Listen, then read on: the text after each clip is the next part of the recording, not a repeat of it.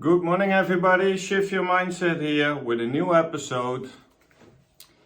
Decline every promotion at work. Jehovah's order. We all know that the governing body forbids you, discourages you to follow higher education. And that's also one thing I don't believe in, because I know education is not everything.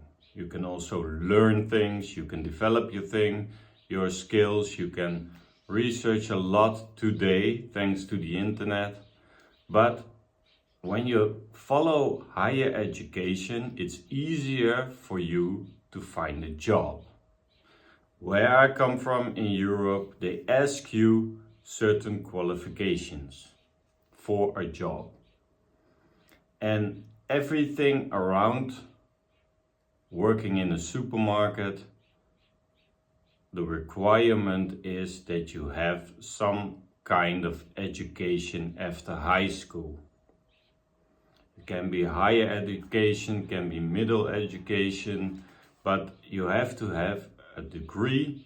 After you are 18, you have to study, because that's what the requirements are for the jobs. Also office jobs, simple office job, you have to need some kind of qualification or degree in a certain thing. Luckily, my parents allowed me, when I was a JW, to follow higher education. So I got my master. And it was easy for me to get a job. People were in line to get me to work for them. It was with less effort, I generated more money. And it came to the point that I could take a day off, the Friday, and then I went into ministry and all those kind of stuff. But I still got a good paycheck.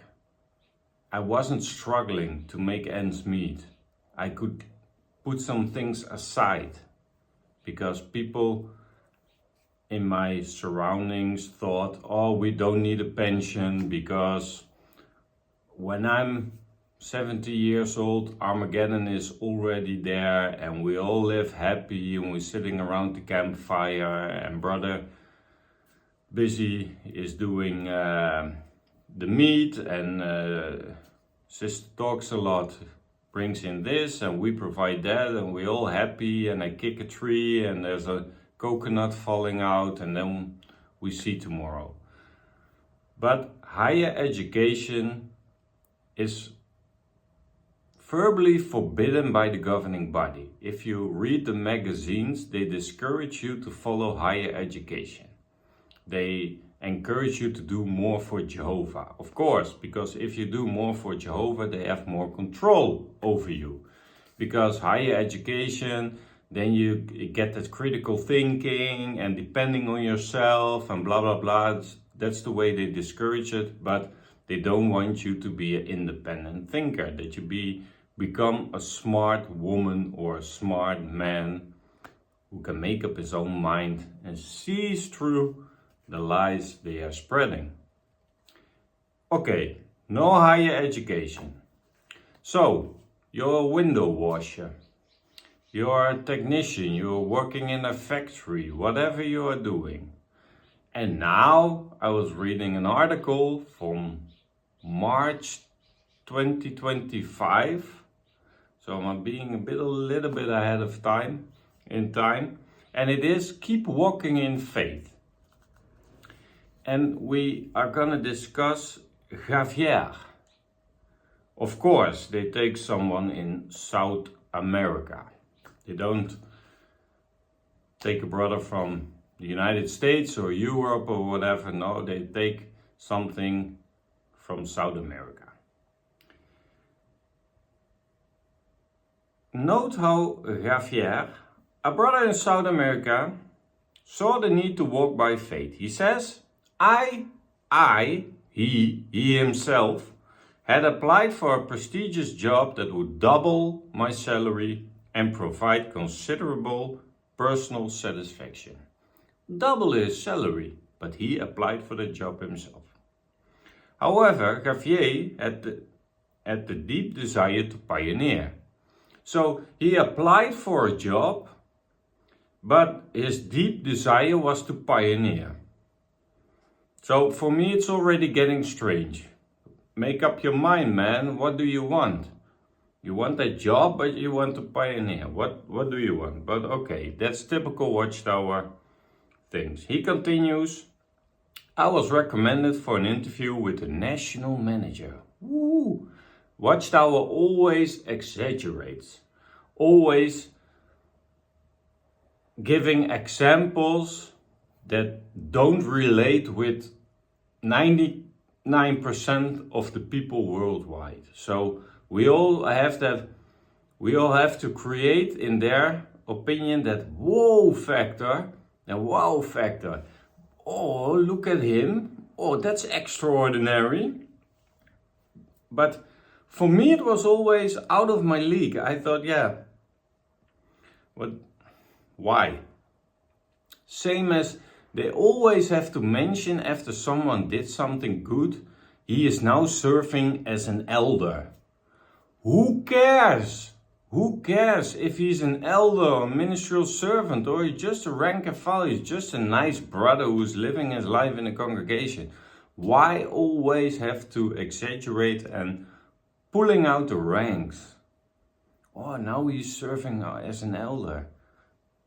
He has an interview with the national manager. Woo! You all shit the same color. So I don't understand this, but okay. Before the interview, I prayed for help, convinced that Jehovah knew what was best for me. I wanted to progress professionally, but I didn't want this job if it would not help me reach my spiritual goals. You could make up that own mind before this interview. You know it's a prestigious job, you still applied for it, so you wanted it yourself, and now you're getting in trouble with yourself because you don't want the job if it doesn't help you your spiritual goals, to reach your spiritual goals. So that's all on you, Javier.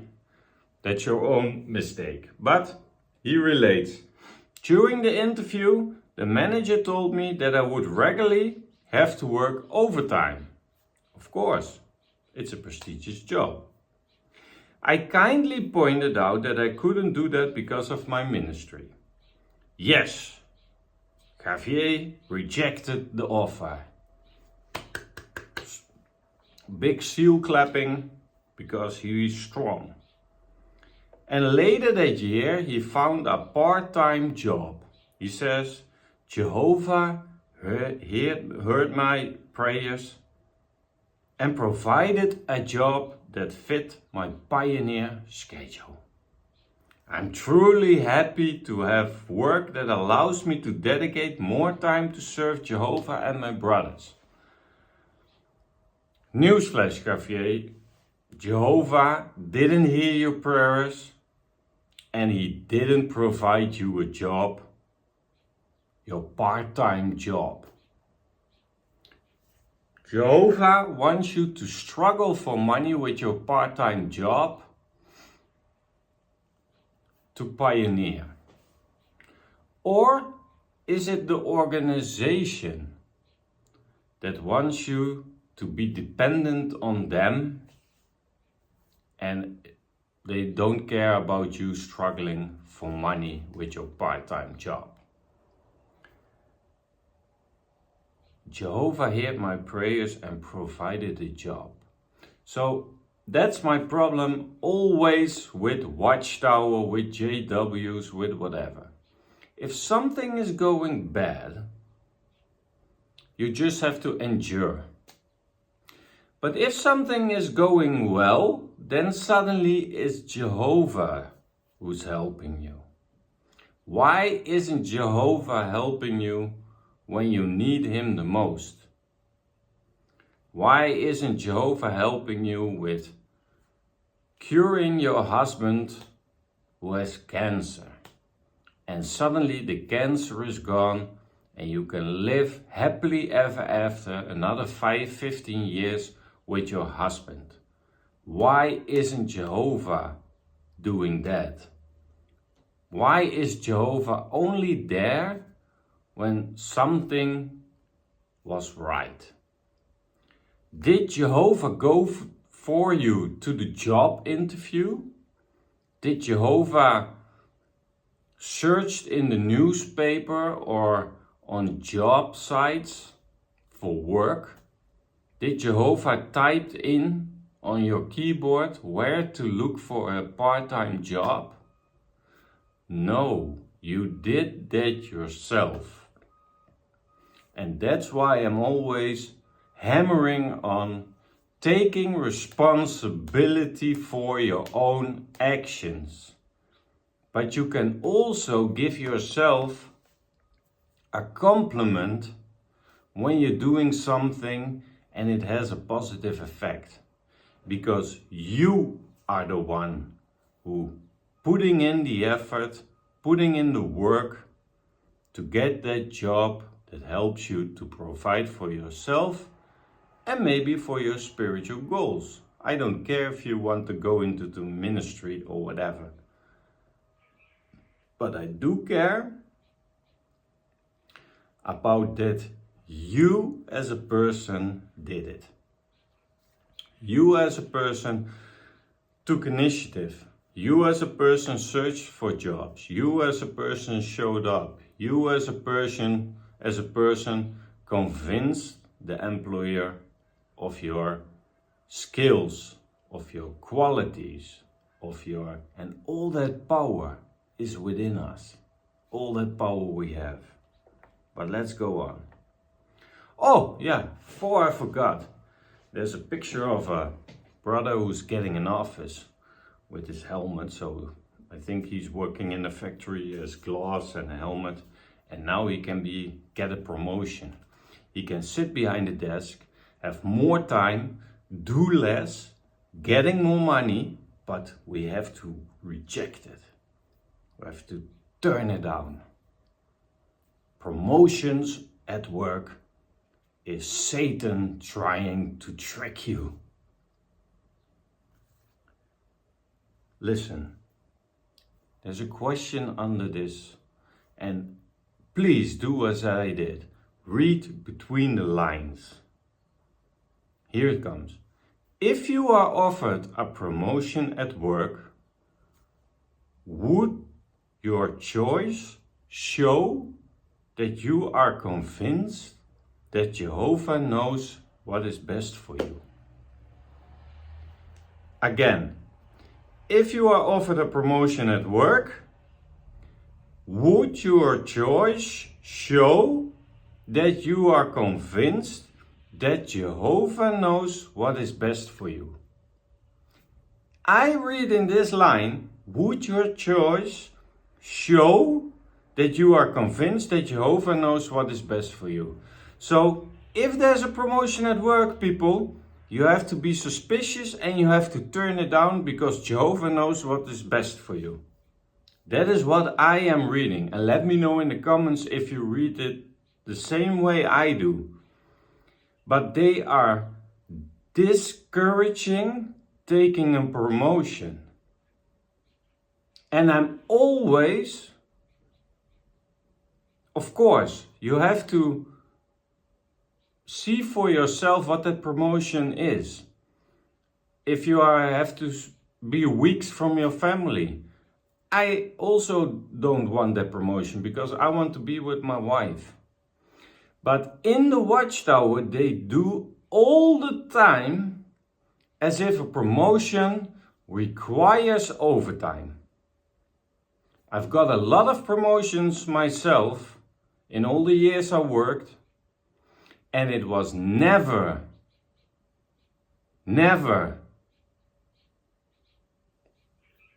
and how do you call it? It was never something that I had to sacrifice my private life.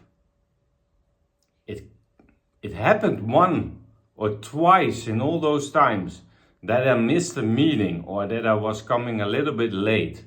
But you know how it goes with IT. We had to make a software update and everyone was staying and we were working, and it had to be done because it was a bug who was shutting down the whole system if people used it. So we had to fix it. And yeah, that it can happen that you are late on a congregation meeting or that you miss a meeting. But Jehovah isn't punishing you because he knows that your work is also a very important component in your life, because that generates everything to live, to pay your bills, to buy groceries, to feed yourself and your family, and maybe some others. But my promotions never got in a way that I was suddenly working double as much as normally. My promotion was that I could supervise people. It made my life easier. With less effort and physical work, I got more money. And yes, sometimes it is exhausting, but everything is exhausting in life. 8 hours into ministry in a humid country is also exhausting. So there's nothing wrong with hard work. But a promotion, they always do it that you have to sacrifice meetings and all that stuff. But that's not the reality. The reality is a promotion doesn't affect your private life that much as what the Watchtower is telling us. What if we realize that our current employment is not allowing us to walk by faith? New example. Tresor. Congo. Yeah, let's take an African country. They are poor. But even if it's a poor country and the unemployment is high, here in South Africa, the unemployment around me is more than 40% of the people. More than 40% is unemployed, and it's also in other African countries.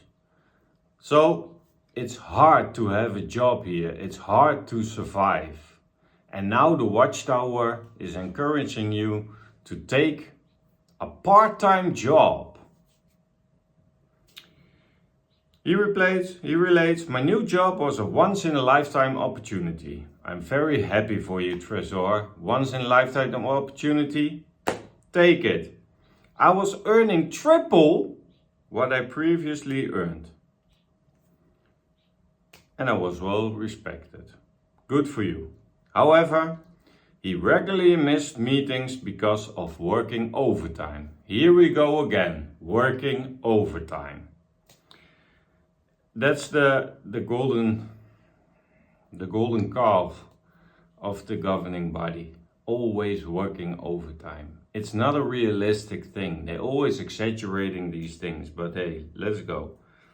He was also pressured to cover up dishonest activities. I can relate to that. Your inner compass, your moral is getting tested.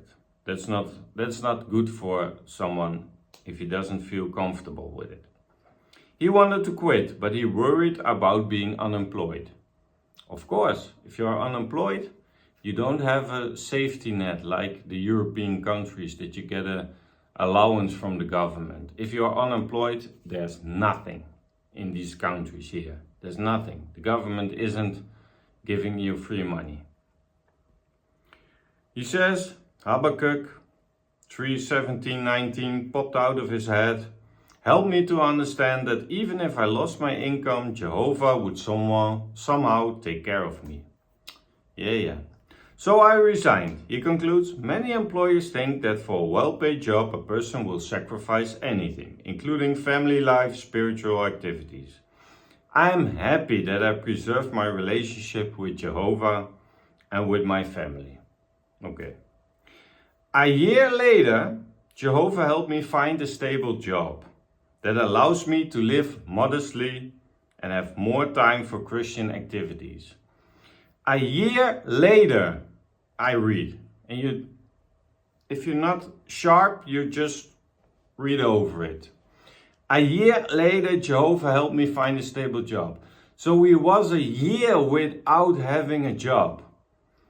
In these countries around me, it's very, very hard to keep your head above water if you don't have a stable income for a year.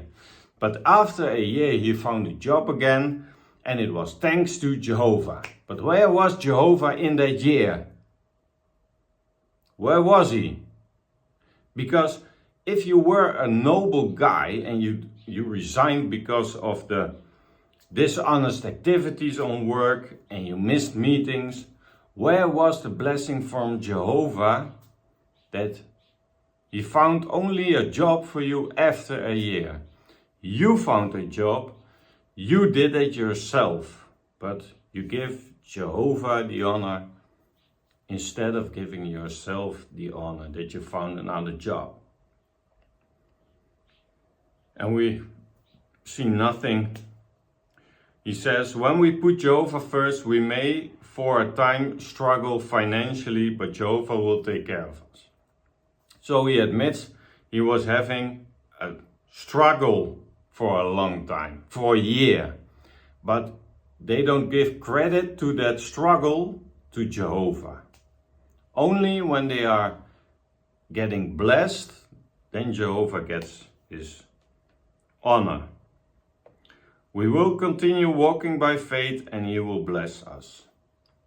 And that's my take. These two paragraphs is my take for today on this matter. The governing body is discouraging you taking a promotion at work. Nowhere in the Bible can I find something about these topics. The Bible only shows if you don't want to work, you don't get to eat. If a man doesn't provide for his family, then it's a lousy man, a bad man. You can't have responsibilities in the congregation if you are not taking care of your own family. So the Bible is more like the family first, and you have to provide food on the table. Instead of getting your priorities straight, instead of thinking about pioneering and all that stuff, just have to provide for your family and give them what they need. Also your children, your wife, etc. You don't give them that burden of unemployment. But the priorities here are so wrong. Turn down the promotion. So we already discourage you from taking higher education, and now we're also discouraging you to take a promotion at work because your bond with Jehovah is in danger if you do that. And they're making a whole scene about it with working overtime, and you miss meetings and miss this and miss that, but they never say, brothers, we understand you.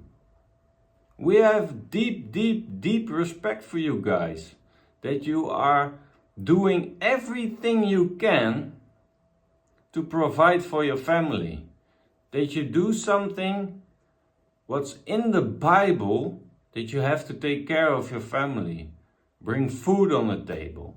The food prices also here, they are rising and rising. The cost of living is rising. Here around me, electricity is going up 40% next year. Luckily I have solar with batteries, but the prices are going up and your paycheck isn't going up that much as the inflation around you.